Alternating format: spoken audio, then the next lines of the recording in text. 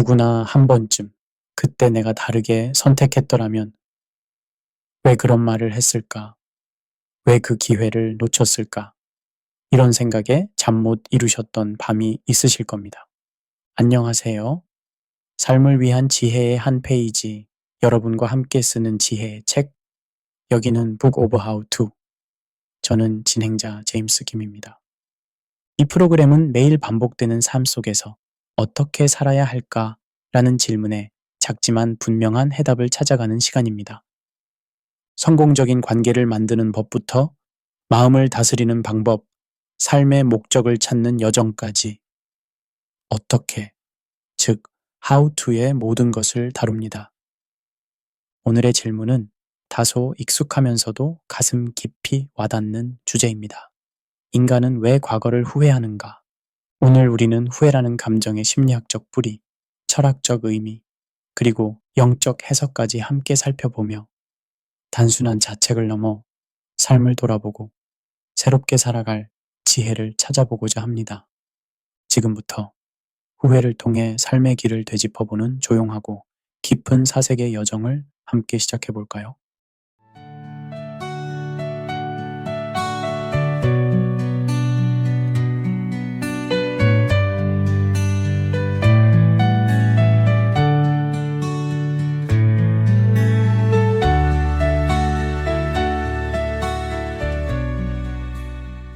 인간은 왜 과거를 후회하는가? 안녕하세요. 소중한 청취자 여러분.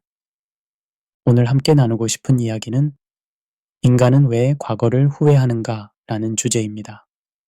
혹시 여러분도 그때 내가 다르게 선택했더라면 이라는 생각을 해보신 적 있으신가요?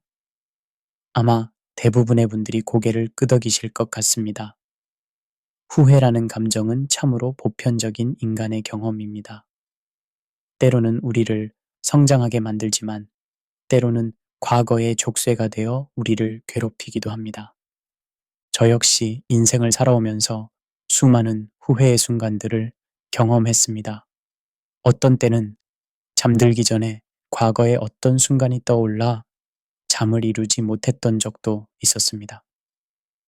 아마 여러분도 그런 경험이 있으실 겁니다. 그 순간의 무게감, 가슴 깊은 곳에서 올라오는 답답함 말입니다.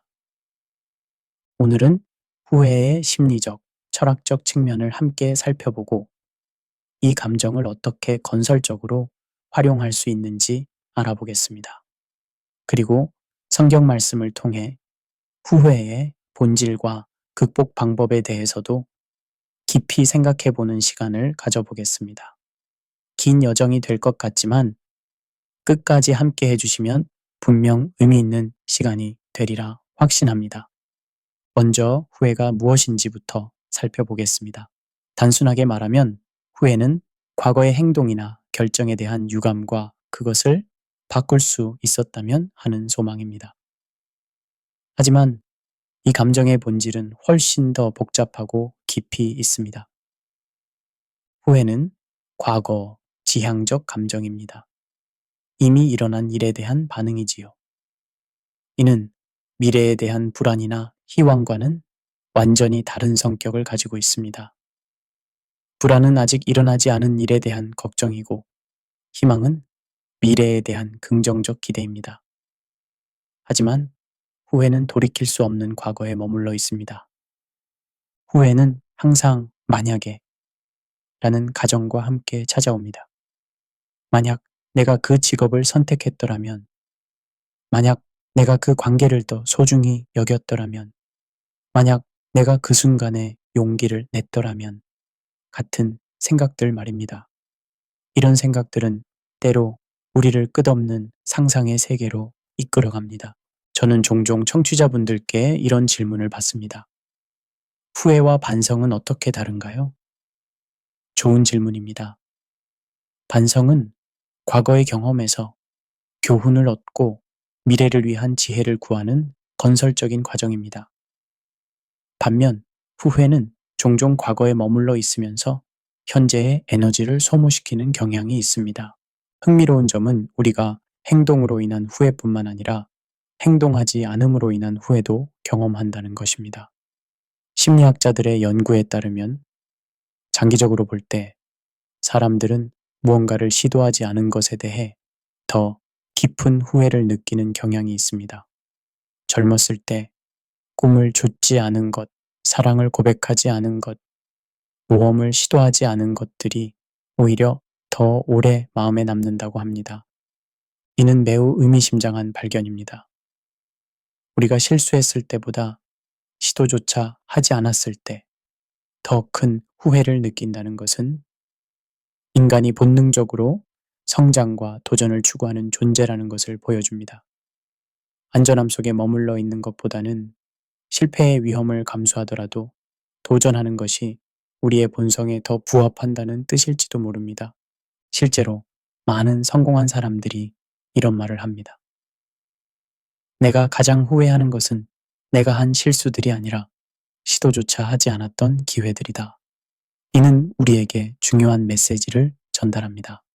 완벽한 결과를 보장받을 수 없다고 해서 시도를 포기하는 것은 나중에 더 큰 후회로 돌아올 수 있다는 것입니다. 인간이란 참 아이러니한 존재입니다. 후회를 피하려고 노력하면서도 끊임없이 새로운 후회를 만들어내거든요. 마치 후회가 없는 삶을 살기 위해 노력하는 것 자체가 또 다른 후회를 낳는 악순환 같습니다. 후회를 피하려고 너무 신중하게 살다 보면 왜 그때 좀 더 과감하게 살지 못했을까라는 후회가 생기고, 반대로 너무 충동적으로 살다 보면 왜 그때 좀 더 신중하게 생각하지 못했을까라는 후회가 생깁니다. 여러분은 어떠신가요? 혹시 지금 이 순간에도 어떤 과거의 선택에 대해 만약에 라는 생각을 하고 계시지는 않나요? 그렇다면 그것이 바로 우리가 오늘 함께 탐구해 볼 인간의 보편적 경험, 후회입니다. 후회는 단순한 감정이 아닙니다.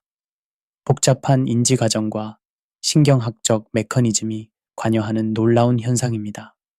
최근 뇌과학의 발전으로 우리는 후회를 느낄 때 우리의 뇌에서 정확히 어떤 일이 일어나는지 알 수 있게 되었습니다. 뇌영상 연구에 따르면 후회를 느낄 때 전전두엽 피질과 안화전두 피질이 활성화됩니다. 이 영역들은 의사결정, 계획, 그리고 결과의 평가와 관련이 있습니다. 마치 우리 뇌 안에 고성능 컴퓨터가 있어서 끊임없이 현실과 가능했던 다른 현실을 비교 분석하고 있는 것과 같습니다.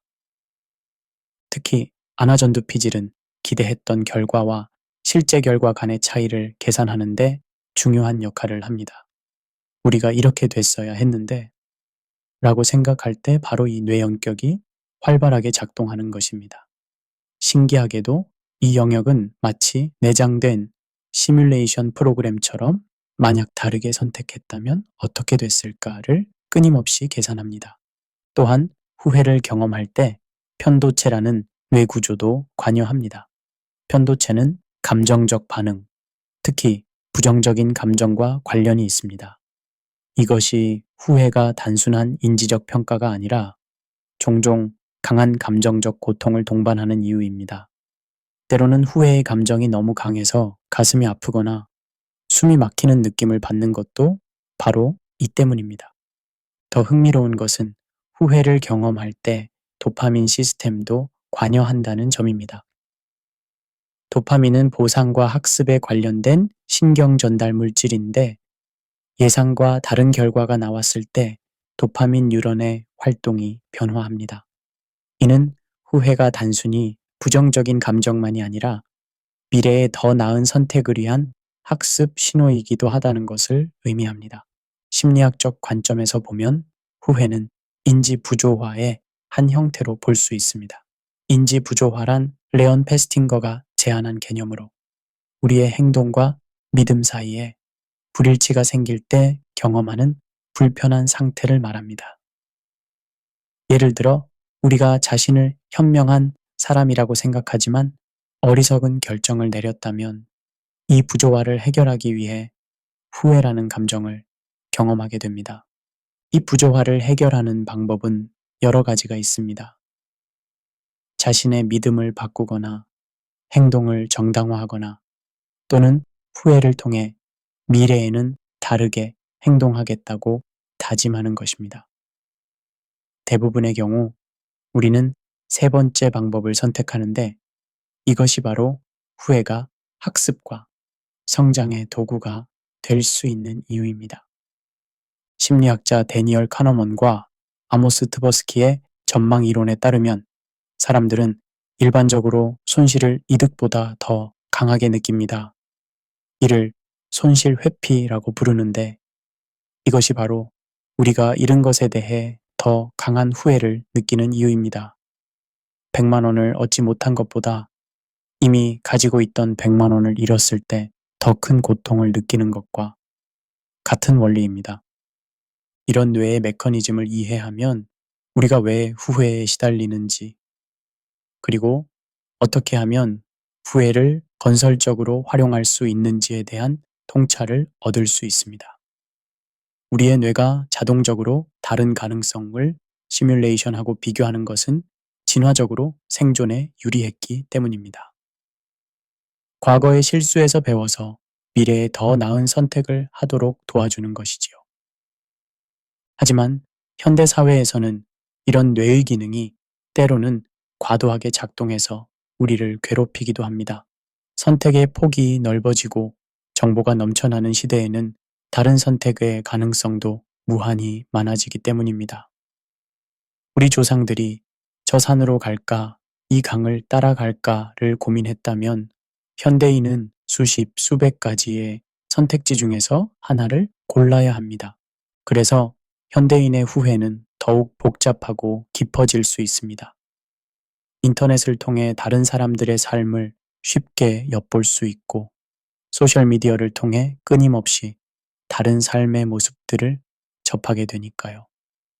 만약 내가 다른 길을 선택했다면 하는 상상의 여지가 그만큼 많아진 것입니다. 후회는 철학적으로도 깊은 함의를 가지고 있습니다. 인류의 위대한 사상가들은 오랜 시간 동안 인간의 선택과 그로 인한 결과, 그리고 그에 따르는 후회에 대해 깊이 사색해 왔습니다. 실존주의 철학자들은 특히 이 주제에 대해 많은 통찰을 남겼습니다. 장폴 사르트르는 인간은 자유롭도록 선고받았다는 유명한 말을 남겼습니다. 이 말은 깊은 의미를 담고 있습니다. 우리가 선택할 수 있는 자유를 가지고 있다는 것은 축복이지만 동시에 그 선택에 따른 책임과 결과도 온전히 받아들여야 한다는 의미입니다. 후회는 이러한 선택의 자유에 수반되는 불가피한 감정일 수 있습니다.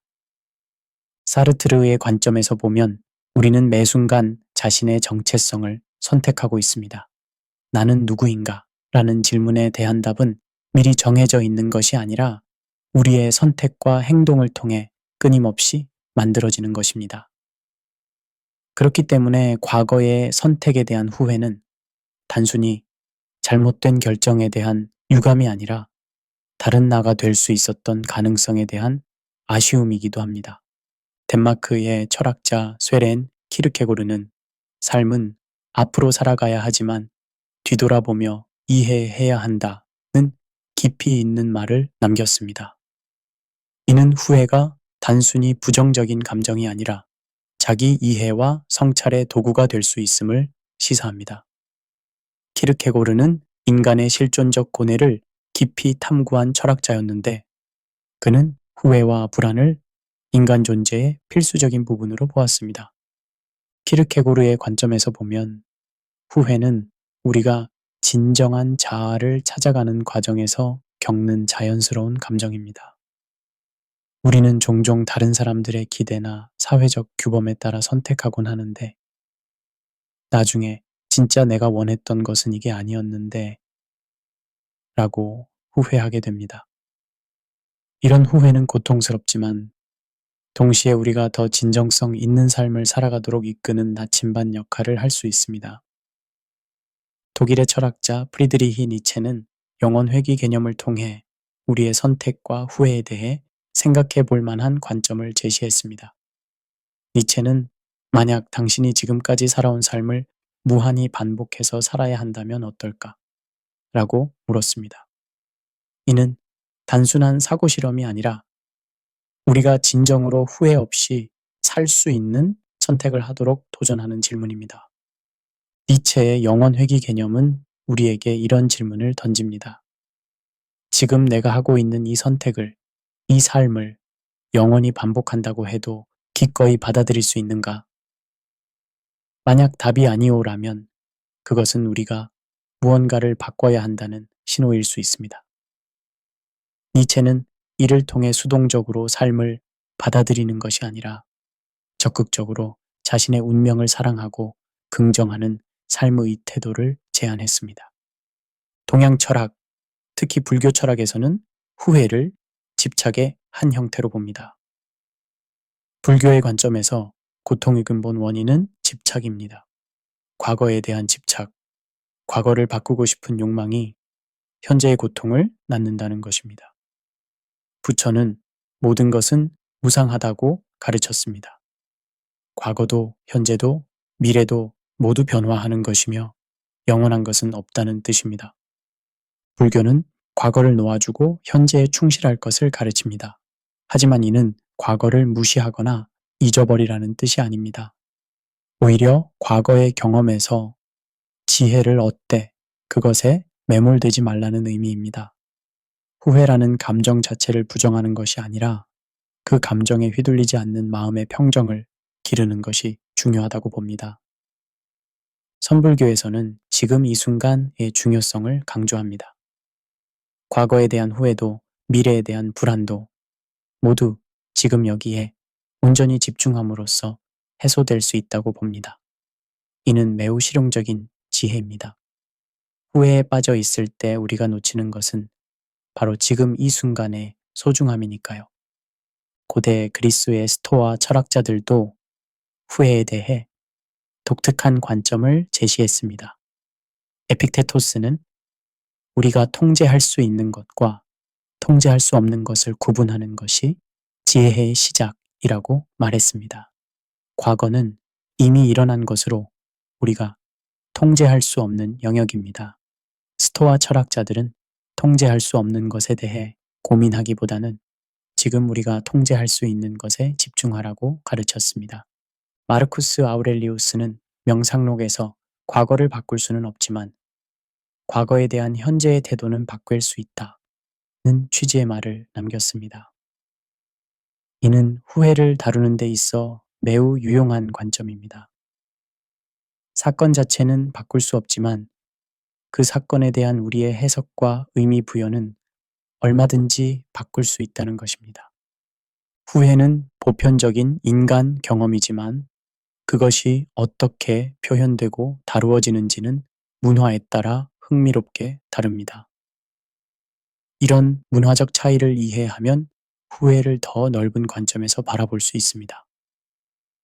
서양 문화, 특히 미국과 같은 개인주의적 사회에서는 종종 후회 없는 삶이라는 개념이 강조됩니다.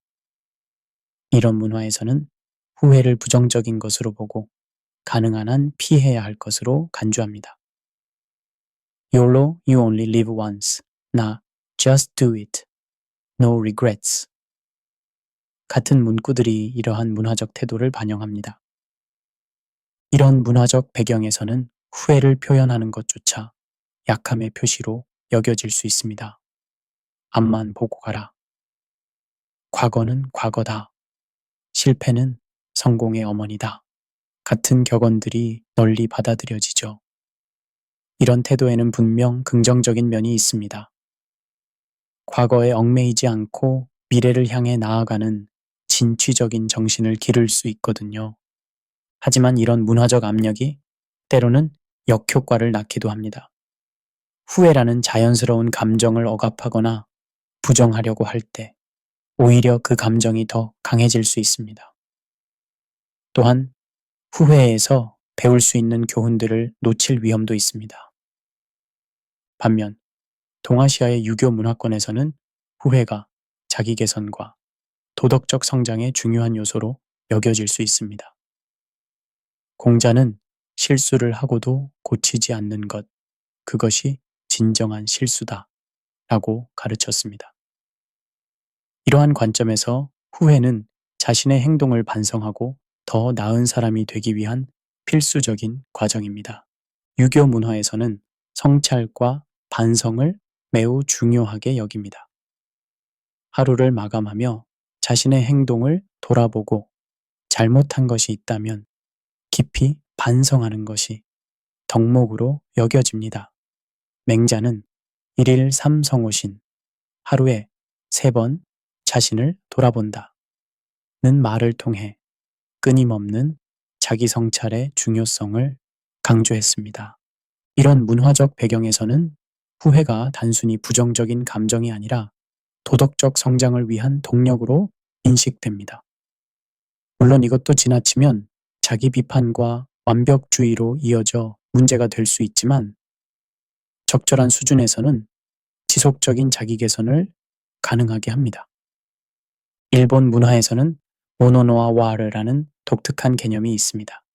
이는 모든 것의 무상함과 덧없음에 대한 인식, 그리고 그로 인한 깊은 감정을 의미합니다. 벚꽃이 만개했다가 며칠 만에 지는 것을 보며 느끼는 아름답고도 슬픈 감정이 바로 모노노와 와레입니다. 이 관점에서 후회는 삶의 일부로 받아들여지며 때로는 그 자체로 아름다움을 가질 수 있습니다. 완벽하지 않기 때문에 아름다운 것, 영원하지 않기 때문에 소중한 것이라는 미학이 있습니다. 일본의 전통예술과 문학에는 이런 아름다운 슬픔이 자주 등장합니다. 한국 문화에서는 한이라는 매우 독특하고 복합적인 개념이 있습니다. 한은 단순한 후회나 분노를 넘어선 해소되지 않은 깊은 감정을 의미합니다. 이는 개인적 후회에서부터 역사적 트라우마에 이르기까지 다양한 맥락에서 나타날 수 있으며 종종 예술과 문학의 중요한 주제가 됩니다. 한국의 전통 음악인 판소리나 민요에는 이런 한의 정서가 깊이 스며 있습니다. 단순히 슬프기만 한 것이 아니라 그 슬픔 속에서 삶의 깊이와 진실을 발견하려는 노력이 담겨 있습니다. 한은 때로는 창조적 에너지가 되기도 하고 공동체를 하나로 묶는 정서적 유대가 되기도 합니다. 이런 다양한 문화적 관점들을 살펴보면 후회를 다루는 정답이 하나만 있는 것은 아니라는 것을 알 수 있습니다. 각 문화마다 고유한 지혜와 한계가 있으며 우리는 이런 다양한 관점들에서 배울 점을 찾을 수 있습니다. 후회는 단순히 과거에 대한 감정만이 아닙니다. 그것은 우리의 현재와 미래의 의사결정에도 강력하고 때로는 예상치 못한 영향을 미칩니다. 이를 이해하면 더 현명한 선택을 할 수 있습니다. 행동경제학과 의사결정 이론에서는 후회 회피라는 개념이 중요하게 다뤄집니다. 이는 사람들이 종종 후회할 가능성이 가장 낮은 선택을 하려고 한다는 것을 의미합니다. 문제는 때로는 이런 후회 회피가 우리로 하여금 합리적인 결정이 아닌 선택을 하게 만들기도 한다는 점입니다. 예를 들어 투자 결정을 할 때를 생각해 보겠습니다.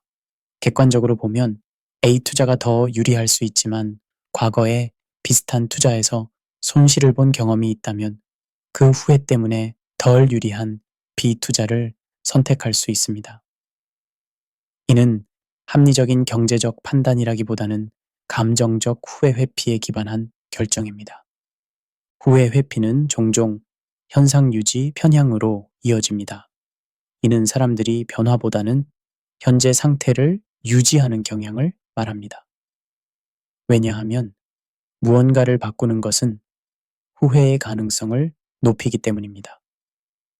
악마는 알아도 천사는 모른다는 속담처럼 알려진 나쁜 상황이 알려지지 않은 불확실한 상황보다 때때로 더 편안하게 느껴질 수 있습니다. 이런 현상은 직업 선택에서 자주 나타납니다.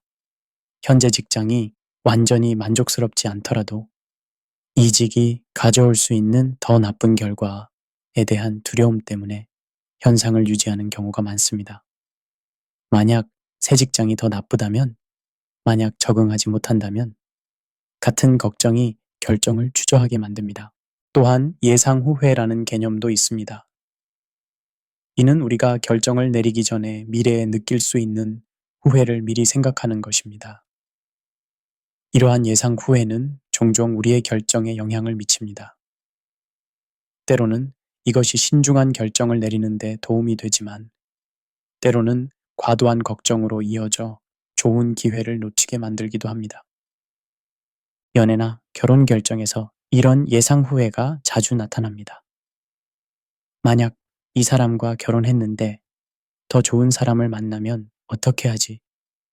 만약 결혼하지 않았는데 나중에 혼자 늙으면 어떻게 하지? 같은 생각들이 결정을 어렵게 만듭니다. 흥미롭게도 후회 이론에 따르면 사람들은 행동으로 인한 나쁜 결과보다 비행동으로 인한 나쁜 결과에 더 강한 후회를 느낍니다. 하지만 단기적으로는 그 반대입니다. 즉, 당장은 왜 그런 짓을 했을까라는 후회가 더 크지만 시간이 지나면 왜 그때 시도하지 않았을까라는 후회가 더 커진다는 뜻입니다.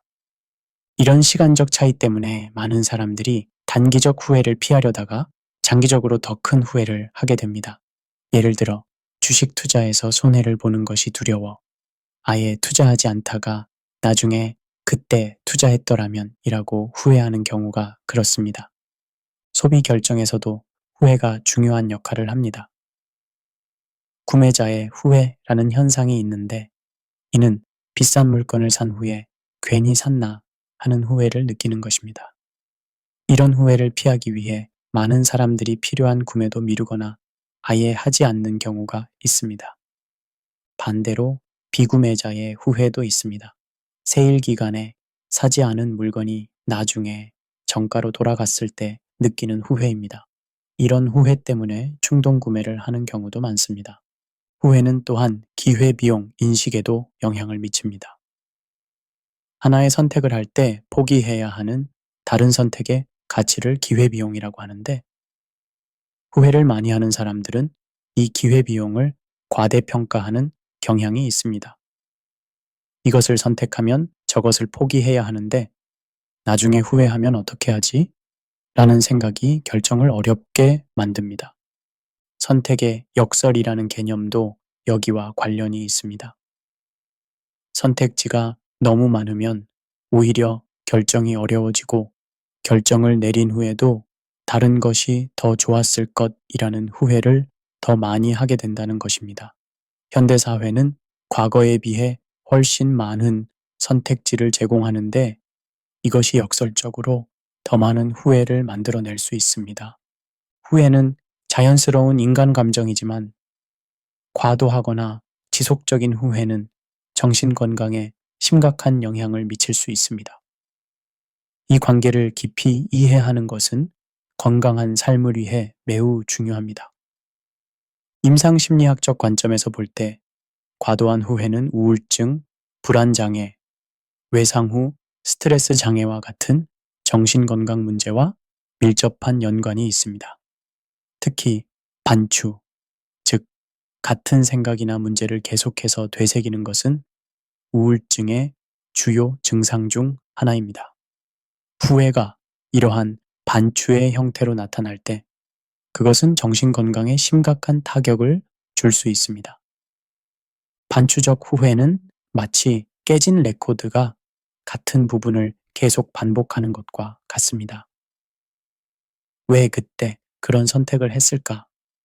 만약 다르게 했다면? 내가 정말 바보였다 같은 생각들이 머릿속에서 끊임없이 돌고 돕니다. 이런 상태가 지속되면 뇌의 신경화학적 균형이 깨져서 우울증으로 이어질 수 있습니다. 연구에 따르면 우울증 환자들은 일반인들보다 과거의 부정적 사건들을 더 자주 더 오래 생각하는 경향이 있습니다. 그리고 그 사건들에 대해 더 강한 후회를 느낍니다. 특히 자신의 선택이나 행동과 관련된 부정적 결과에 대해서는 과도한 책임감과 후회를 느끼는 경우가 많습니다. 불안장애와 후회도 밀접한 관련이 있습니다. 과거의 실수에 대한 후회가 미래에도 같은 실수를 할 것이라는 불안으로 이어지는 경우가 많습니다. 이는 악순환을 만듭니다. 외상후 스트레스 장애 PTSD에서도 후회가 중요한 역할을 합니다. 트라우마적 사건을 경험한 사람들은 종종 내가 다르게 행동했다면 그 일을 막을 수 있었을 것이라는 생각에 시달립니다. 이런 생존자 죄책감은 심각한 후회와 자책으로 이어질 수 있습니다.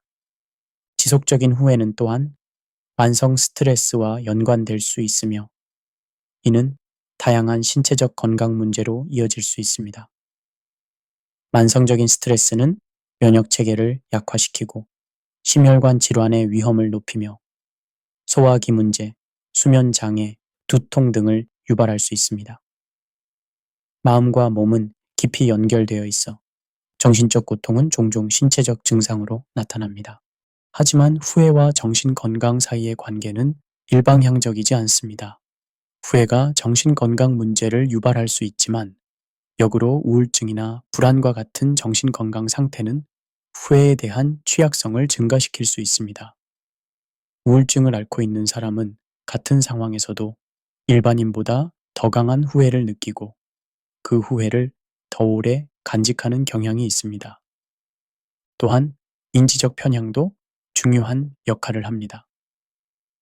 우울하거나 불안한 상태에서는 부정적인 기억들이 더 쉽게 떠오르고 긍정적인 기억들은 상대적으로 억압됩니다. 이는 후회할 만한 기억들만 계속 떠올리게 만들어 문제를 악화시킵니다.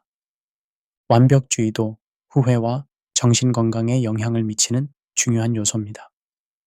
완벽주의자들은 작은 실수에도 큰 후회를 느끼며 자신에게 극도로 높은 기준을 적용합니다. 완벽하게 해야 한다는 압박감은 실수에 대한 과도한 후회로 이어지고 이는 우울증이나 불안장애의 위험을 높입니다. 반면 건전한 수준의 후회는 오히려 정신건강에 도움이 될 수 있습니다. 적절한 후회는 자기 성찰을 돕고 미래에 더 나은 선택을 위한 학습에 기회를 제공합니다. 문제는 후회 자체가 아니라 후회에 대처하는 방식입니다. 인지행동치료 CBT는 건강하지 않은 후회 패턴을 다루는데 매우 효과적인 접근법입니다. CBT는 부정적이고 비현실적인 사고 패턴을 식별하고 수정하는 데 도움을 줍니다. 예를 들어, 내가 그때 다르게 했다면 모든 것이 완벽했을 것이라는 생각을 그때 다르게 했다면 다른 결과가 나왔을 수도 있지만 그것이 반드시 더 좋았을 것이라고 확신할 수는 없다. 라는 더 현실적인 관점으로 바꾸는 것입니다. 후회가 인간 경험의 불가피한 부분이라면 중요한 질문은 어떻게 후회를 피할 수 있는가가 아니라 어떻게 후회를 건강하게 다룰 수 있는가입니다. 이는 단순한 기술의 문제가 아니라 삶에 대한 근본적인 태도와 관련이 있습니다. 첫째, 후회를 인정하고 받아들이는 것이 출발점입니다. 많은 사람들이 후회를 느끼는 자신을 부끄럽게 여기거나 약하다고 생각합니다. 하지만 후회는 인간이라면 누구나 경험하는 자연스러운 감정입니다. 이를 억누르거나 부정하려고 하면 오히려 그 감정이 더 강해질 수 있습니다. 후회를 받아들인다는 것은 지금 내가 후회를 느끼고 있구나 라고 인식하는 것입니다. 마치 날씨를 관찰하듯이 판단 없이 그 감정을 있는 그대로 바라보는 것입니다. 후회를 느끼는 것은 자연스러운 일이다. 이 감정도 시간이 지나면 변할 것이다. 라고 스스로에게 말해주는 것이 도움이 됩니다. 둘째, 후회에서 배울 점을 찾아보는 것이 중요합니다. 모든 후회는 잠재적인 교훈을 담고 있습니다. 하지만 이는 자기 비난과는 다릅니다. 내가 왜 이렇게 바보같이 행동했을까라고 자신을 비난하는 것이 아니라 이 경험에서 내가 배울 수 있는 것은 무엇일까라고 질문하는 것입니다. 예를 들어 관계에서의 후회는 종종 우리가 중요하게 생각하는 가치나 소통 방식에 대한 통찰을 제공합니다. 왜 그때 그런 말을 했을까라는 후회에서 나는 화가 났을 때 성급하게 말하는 경향이 있구나. 앞으로는 화가 났을 때 잠시 시간을 갖고 생각해 보자 라는 교훈을 얻을 수 있습니다. 직업이나 학업과 관련된 후회에서는 자신의 가치관이나 우선순위에 대해 배울 수 있습니다. 왜 그 일자리를 거절했을까? 라는 후회에서 나는 안전함을 너무 중시하는 경향이 있구나. 앞으로는 조금 더 과감하게 도전해보자 라는 깨달음을 얻을 수 있습니다. 셋째, 자기 용서의 중요성을 인식해야 합니다. 이는 종종 가장 어려운 부분입니다. 많은 경우 후회는 자기 비판과 자책감을 동반합니다. 내가 정말 바보였다. 나는 항상 잘못된 선택을 한다. 같은 생각들이 머릿속을 맴돕니다. 하지만 자신을 용서하는 것은 후회에서 벗어나 앞으로 나아가는데 필수적입니다. 자기 용서는 자신의 잘못을 인정하면서도 그것이 자신의 전부를 정의하지 않는다는 것을 받아들이는 것입니다. 나는 그때 실수를 했지만 그것이 나의 전부가 아니다. 모든 사람은 실수를 한다. 나도 성장하고 배워가는 과정에 있다. 라고 스스로에게 말해주는 것입니다. 자기 용서를 위해서는 자신에게 친구에게 대하듯 친절하게 대하는 연습을 해보는 것이 좋습니다. 만약 친한 친구가 똑같은 상황에서 같은 실수를 했다면 여러분은 그 친구에게 어떻게 말해줄 것인가요? 아마 그럴 수 있어. 누구나 실수할 수 있어. 다음에는 더 잘하면 돼. 라고 위로해 줄 것입니다. 자신에게도 같은 친절함을 베풀어 보세요. 넷째, 관점을 바꿔보는 연습이 필요합니다. 때로는 후회스러운 경험을 다른 각도에서 바라볼 필요가 있습니다. 이를 인지적 재구성이라고 합니다. 같은 사건이라도 어떤 관점에서 바라보느냐에 따라 완전히 다르게 해석될 수 있습니다. 예를 들어 이것이 내 인생에 어떤 긍정적인 영향을 미쳤는가? 라고 질문해 볼 수 있습니다. 실패한 사업이 새로운 기회로 이어졌을 수도 있고 끝난 연애가 더 성숙한 사람으로 만들어줬을 수도 있습니다. 이 경험이 나를 어떻게 더 강하게 만들었는가? 이 일이 없었다면 지금의 좋은 일들도 없었을 것인가? 라는 질문들도 도움이 됩니다. 물론 이것이 모든 부정적인 경험을 긍정적으로 포장하라는 뜻은 아닙니다. 때로는 정말로 나쁜 일들이 일어나고 그것을 억지로 긍정적으로 해석할 필요는 없습니다. 하지만 시간이 지난 후에는 많은 경우에서 어떤 형태로든 성장이나 학습이 있었다는 것을 발견할 수 있습니다. 다섯째, 마음 챙김과 현재에 집중하는 연습을 하는 것이 매우 중요합니다. 후회는 본질적으로 과거에 머물러 있는 감정입니다. 과거에 대한 후회나 미래에 대한 불안에서 벗어나 현재 순간에 온전히 집중하는 것은 후회의 고리를 끊는 데 도움이 됩니다. 여섯째, 감사 연습을 해보는 것도 후회를 다루는데 도움이 됩니다. 후회에 빠져 있을 때는 잃어버린 것이나 잘못된 것에만 초점이 맞춰지기 쉽습니다. 하지만 의식적으로 감사할 점들을 찾아보면 관점이 균형을 찾을 수 있습니다. 매일 잠자리에 들기 전에 그날 감사했던 3가지를 떠올려 보세요. 아주 작은 것이라도 괜찮습니다. 맛있게 먹은 음식, 따뜻한 햇살, 친구의 문자 메시지 같은 것들 말입니다. 이런 연습을 하다 보면 삶에는 후회할 것들뿐만 아니라 감사할 것들도 많다는 것을 깨닫게 됩니다. 일곱째, 다른 사람들과 자신의 경험을 나누는 것도 도움이 됩니다. 후회는 혼자 끙끙 앓고 있을 때 더 커지는 경향이 있습니다.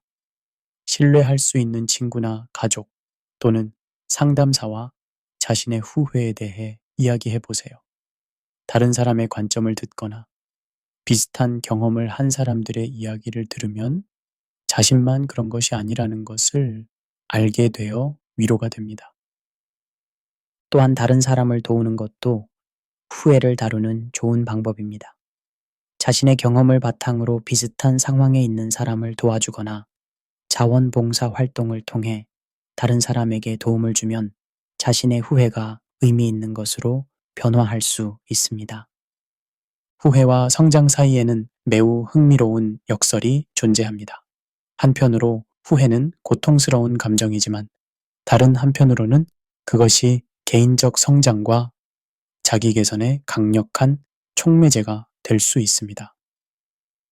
이런 변화는 어떻게 일어나는 걸까요?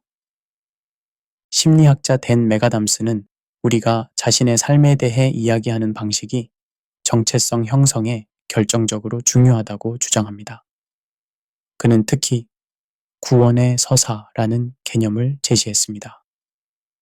이는 과거의 어려움이나 실패, 후회스러운 경험을 구원의 이야기로 재구성하는 것을 말합니다. 즉, 나쁜 경험이 궁극적으로 개인적 성장이나 더 나은 결과로 이어졌다고 해석하는 것입니다. 흥미롭게도 이런 구원의 서사를 가진 사람들은 더 큰 심리적 웰빙과 생활 만족도를 경험하는 경향이 있습니다. 같은 사건이라도 그것을 어떻게 해석하고 의미를 부여하느냐에 따라 그 사건이 우리에게 미치는 영향이 완전히 달라질 수 있다는 뜻입니다. 예를 들어, 어떤 사람은 이혼을 내 인생의 최대 실패로 기억할 수도 있고, 다른 사람은 나를 더 강하고 독립적인 사람으로 만들어준 성장의 기회로 기억할 수도 있습니다. 객관적 사실은 같지만 그것이 그 사람의 삶에 미치는 영향은 완전히 다릅니다. 외상 후 성장이라는 개념도 이와 관련이 있습니다. 리처드 테데스키와 로렌스 카룬이 제안한 이 개념은 트라우마적 경험 이후에 오히려 더 높은 수준의 기능과 만족감을 경험하는 현상을 설명합니다. 이는 단순히 원래 상태로 회복되는 것을 넘어서 실제로 더 성숙하고 지혜로운 사람이 되는 것을 의미합니다. 외상 후 성장은 주로 5가지 영역에서 나타납니다. 삶에 대한 감사와 소중함의 증가, 대인관계의 깊어짐, 개인적 강점의식 증가, 영적 발전, 새로운 가능성의 발견입니다. 이런 변화들은 후회스러운 경험을 겪은 사람들에게서도 나타날 수 있습니다. 예를 들어 사업 실패를 경험한 사람이 그 경험이 없었다면 지금의 내가 없었을 것이다.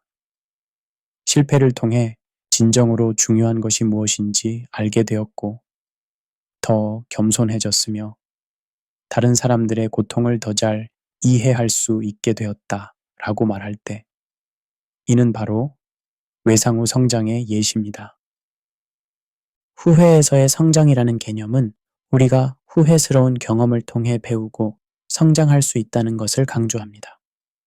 실제로 많은 성공한 사람들은 자신의 가장 큰 실패와 후회로부터 가장 중요한 교훈을 배웠다고 말합니다. 스티브 잡스가 애플에서 쫓겨난 경험을 내 인생에서 일어난 최고의 일 중 하나라고 표현한 것이 대표적인 예입니다. 또한 비교 사고가 성장에 기여할 수 있습니다. 만약 내가 다르게 행동했더라면 어땠을까? 라는 질문은 적절하게 다뤄질 경우 미래의 행동과 결정을 개선하는 데 도움이 될 수 있습니다. 이런 사고는 우리로 하여금 더 나은 전략을 개발하고 잠재적 위험을 미리 파악하며 더 신중한 결정을 내리도록 도와줍니다. 그러나 모든 후회가 자동으로 성장으로 이어지는 것은 아닙니다. 후회가 성장으로 이어지기 위해서는 몇 가지 조건이 필요합니다. 첫째, 후회를 단순한 자기 비난이나 반추로 끝내지 않고 학습의 기회로 봐야 합니다. 둘째, 과거의 실수를 인정하면서도 그것이 자신의 전부를 정의하지 않는다는 것을 받아들여야 합니다. 셋째, 배운 교훈을 실제 행동으로 옮겨야 합니다. 인생의 마지막 단계에서 사람들이 가장 자주 경험하는 후회는 무엇일까요? 임종을 앞둔 사람들의 이야기는 우리에게 삶의 진정한 가치가 무엇인지에 대한 깊은 통찰을 제공합니다. 완화의료 간호사인 브로니 웨어는 수년간 임종을 앞둔 환자들과 일하면서 그들이 가장 자주 표현하는 5가지 후회를 기록했습니다. 이 연구는 전 세계적으로 큰 반향을 일으켰는데 그 이유는 이 후회들이 많은 사람들에게 삶의 진정한 의미에 대해 다시 생각하게 만들었기 때문입니다. 첫 번째 후회는 내가 다른 사람들이 기대하는 삶이 아닌 내가 진정으로 원하는 삶을 살지 못한 것입니다. 이는 가장 많이 언급되는 후회였습니다. 많은 사람들이 부모의 기대, 사회적 규범, 동료들의 압력에 따라 살아가면서 자신의 진정한 꿈과 열정을 포기했다고 고백했습니다. 이런 후회를 하는 사람들은 안정된 직업을 선택했지만 정말 하고 싶었던 예술 활동을 포기했거나 가족의 기대에 부응하기 위해 자신이 원하지 않는 길을 걸었던 경우가 많았습니다. 그들은 만약 다른 사람들의 시선을 신경 쓰지 않고 내 마음의 소리에 따라 살았다면 이라고 말했습니다. 두 번째 후회는 그렇게 열심히 일하지 않았더라면 좋았을 것입니다. 특히 남성들에게서 많이 나타나는 후회였습니다. 이들은 성공과 성취를 위해 가족과의 시간, 친구들과의 우정, 개인적인 취미와 휴식을 희생했던 것을 후회했습니다. 그들은 더 많은 돈을 벌거나 더 높은 지위에 오르는 것보다는 사랑하는 사람들과 더 많은 시간을 보내는 것이 더 중요했다는 것을 깨달았습니다. 이는 현대사회의 성공 개념에 대한 중요한 질문을 던집니다. 과연 우리가 추구하는 성공이 진정한 행복과 만족을 가져다 주는 걸까요? 죽음을 앞둔 사람들의 관점에서 보면 진정한 성공은 사랑하는 사람들과의 관계와 개인적인 충족감에 있는 것 같습니다. 세 번째 후회는 내 감정을 솔직하게 표현할 용기가 있었더라면 좋았을 것입니다. 많은 사람들이 갈등을 피하거나 다른 사람들을 기쁘게 하기 위해 자신의 진정한 감정을 억압했던 것을 후회했습니다. 그들은 사랑한다는 말을 더 자주 했더라면, 화가 났을 때 건설적으로 표현했더라면, 기쁨이나 열정을 더 자유롭게 드러냈더라면 하고 아쉬워했습니다. 이는 감정적 진정성의 중요성을 보여줍니다.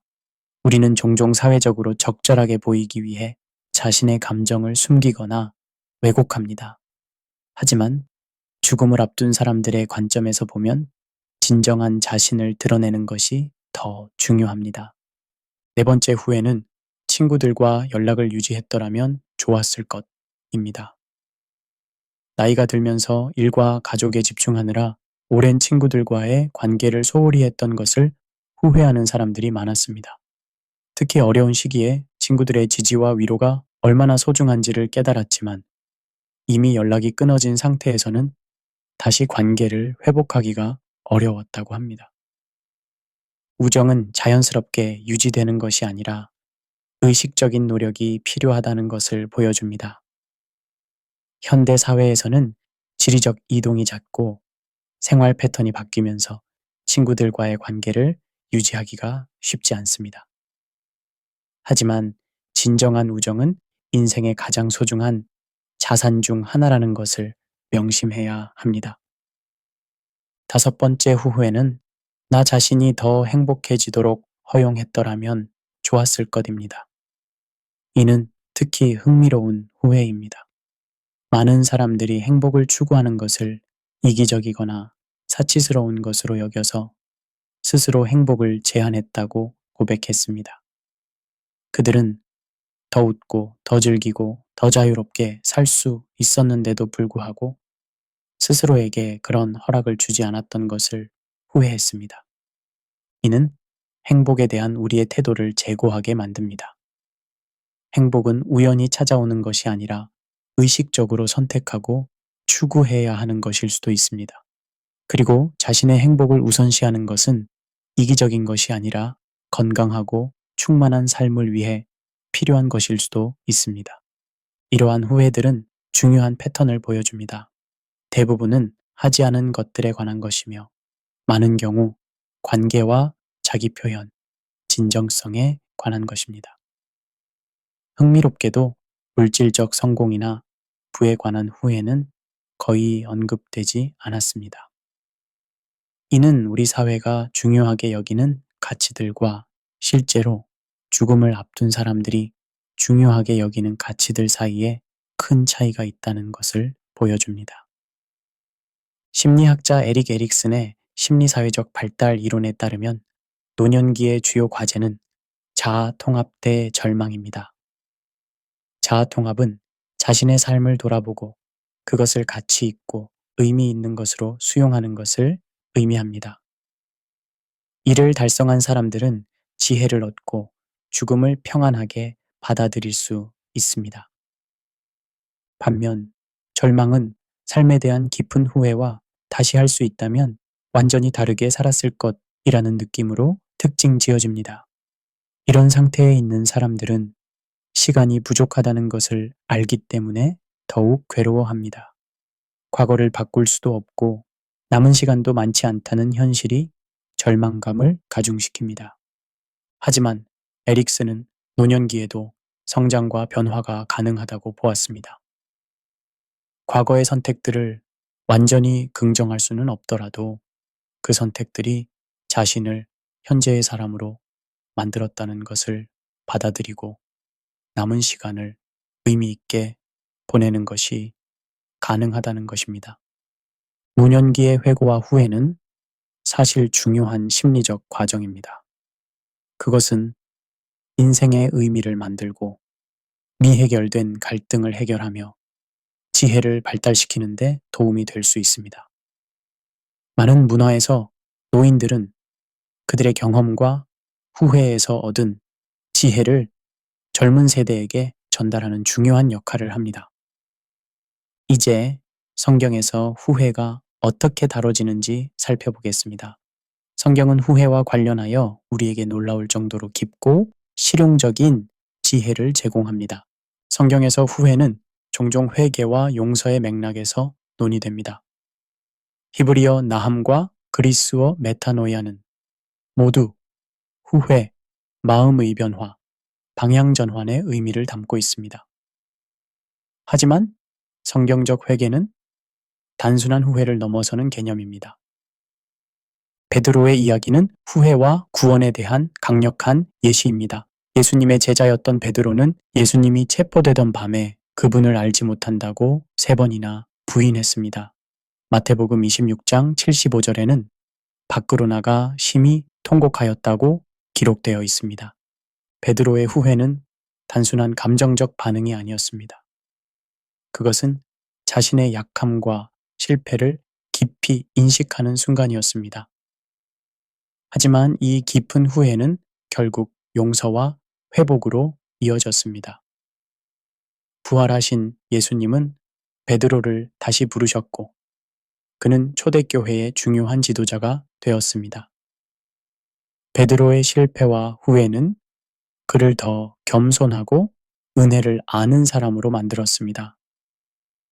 누가복음 15장 11절에서 32절에 나오는 탕자의 비유는 후회와 회개, 그리고 용서에 대한 가장 아름다운 이야기 중 하나입니다. 아버지의 재산을 받아 방탕하게 살던 아들이 모든 것을 잃고 나서야 자신의 상황을 깨닫습니다. 내가 일어나 아버지께 가서 이르기를 아버지 내가 하늘과 아버지께 죄를 지었사오니 라는 말에는 진정한 회개의 요소들이 모두 담겨 있습니다. 자신의 잘못에 대한 인식, 아버지에 대한 신뢰, 그리고 구체적인 행동 의지가 있습니다. 그리고 아버지는 아들이 집으로 돌아오는 것을 보고 달려가 안아줍니다. 이는 하나님의 무조건적인 사랑과 용서를 보여주는 강력한 이미지입니다. 시편 51편은 다윗이 밧세바와의 불륜과 그녀의 남편 우리아를 죽인 후 쓴 후회와 회개의 시입니다. 하나님이여, 주의 인자를 따라 나를 불쌍히 여기시며 주의 많은 긍휼을 따라 내 죄악을 지워 주소서 라고 1절에서 고백합니다. 다윗의 회개는 매우 구체적이고 깊이 있습니다. 그는 자신의 죄를 숨기거나 변명하지 않습니다. 대신 하나님의 성품에 의존하여 용서를 구합니다. 그리고 10절에서는 하나님이여 내 속에 정한 마음을 창조하시고 내 안에 정직한 영을 새롭게 하소서라고 기도합니다. 이는 단순한 용서를 넘어 내적 변화를 구하는 기도입니다. 복음서에서 예수님은 회개하라 천국이 가까웠느니라고 마태복음 4장 17절에서 가르치셨습니다. 여기서 회개, 메타노이아는 단순한 후회를 넘어 완전한 마음과 방향의 변화를 의미합니다.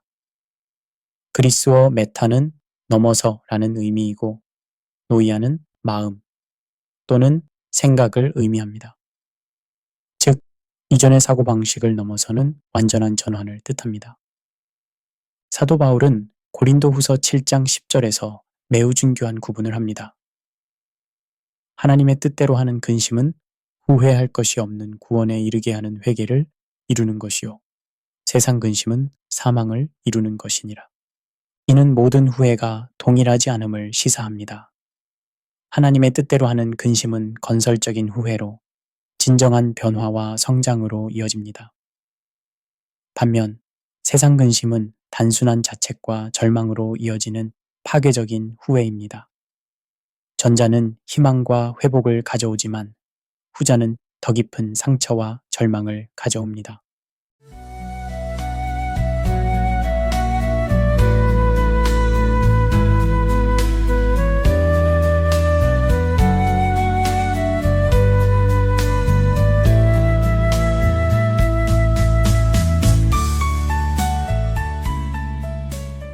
오늘 우리는 후회라는 감정의 깊은 층을 들여다보았습니다.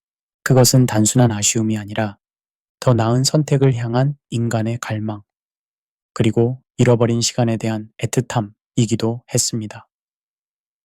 하지만 후회는 우리를 주저앉히기 위한 감정이 아닙니다. 우리를 성찰로 이끄는 문, 그리고 성장으로 향하는 출발점일 수 있습니다. 과거는 바꿀 수 없지만 그 과거에 대한 우리의 태도는 지금 이 순간부터 바꿀 수 있습니다. Book of How To는 여러분의 하루에 지혜의 한 줄기를 더해드리고자 매일 새로운 질문과 해답을 찾아 나아갑니다. 이 프로그램은 당신의 삶을 더욱 따뜻하게 만들어주는 공간, 한국 제품 전문 온라인 스토어, 아파트몰의 후원으로 함께합니다. 한국의 정성과 품질을 미국까지, 필요한 생활용품, 건강식품, 따뜻한 마음까지. aptmall.net 아파트몰에서 만나보세요. 저는 진행자 제임스 김이었습니다. 다음 시간에도 삶을 더 깊이 이해하고 함께 성장하는 이야기로 찾아뵙겠습니다. 혹시 질문이나 문의하고 싶으신 분들은 유튜브에서 Book of How to 제임스 킴을 검색해 주세요. 후회는 우리가 인간이라는 증거입니다. 하지만 그 후회를 넘어 새로운 삶을 살아낼 수 있다는 것, 그것은 희망입니다. 감사합니다.